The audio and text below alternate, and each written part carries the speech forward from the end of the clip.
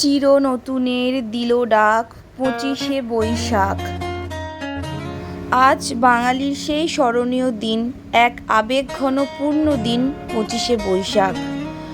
১৮৬১ বঙ্গাব্দের আজকের এই দিনটিতে কলকাতার জোড়াসাঁকোর ঠাকুর পরিবারে জন্মগ্রহণ করেন কবিগুরু রবীন্দ্রনাথ ঠাকুর।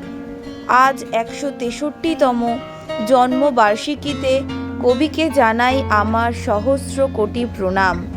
তিনি তার সমগ্র জীবন দশায় আবেগে, মননে, অনুভাবনায়, চিন্তায়, সৃষ্টিশীল কাজকর্মে বাঙালি জাতিকে সমৃদ্ধ করে গেছেন। তিনি আমাদের কাছে ব্যক্তিমাত্র নন, সমগ্র জীবনের আধার। নমস্কার।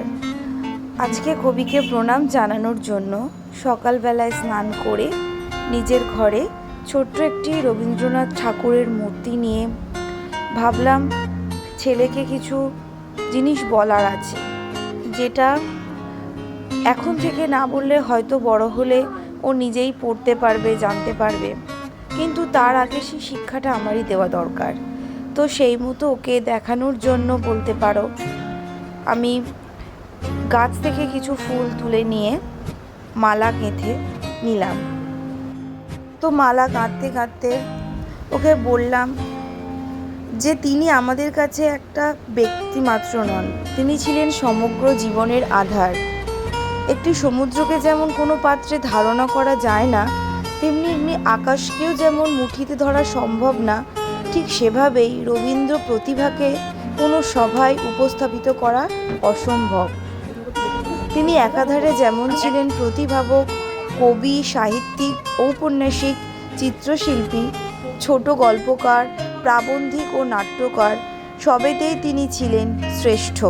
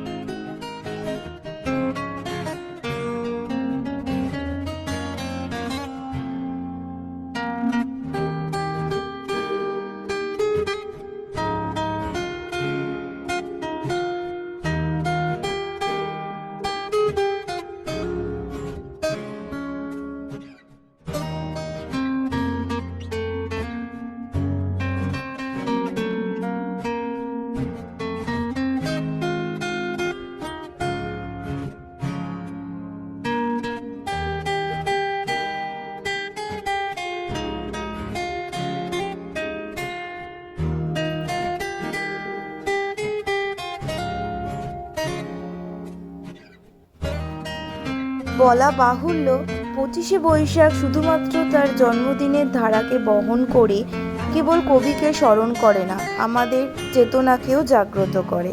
নমস্কার।